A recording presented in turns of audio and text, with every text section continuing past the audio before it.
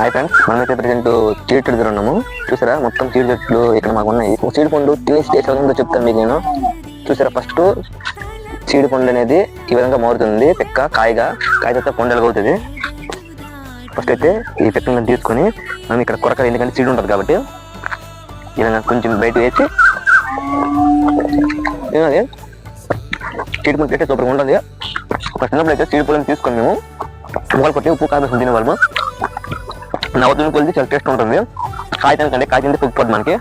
ఈ చెట్టు ఉంది కదా, ఈ చెట్టు అయితే సంవత్సరం మనకి మొత్తము ఒక 12 కేజీలు వచ్చింది. అప్పుడు కేజీ 160 రూపాయలు లెక్క 12 కేజీలు అమ్మే మనము. 12 కేజీలకి 180 లెక్క ఎంత అవుతుందో మీరు కామెంట్ చేయండి. చెట్టు కింద అయితే చీడిపెట్టలేని పడిపోయేవి. మొత్తం చెట్టు కింద చీడిపెట్టలేని ఇదొక చీడిపెక్క, దానికి పండుగ కూడా ఉంది. ఏమైనా చీడి పడుతున్నారా, తింటే కామెంట్ చేయండి. పల్లెటూరులో ఉన్న ఎక్కువ దొరుకుతాయి చీడి పళ్ళు, పక్కన నుండి కూడా దొరకవచ్చు.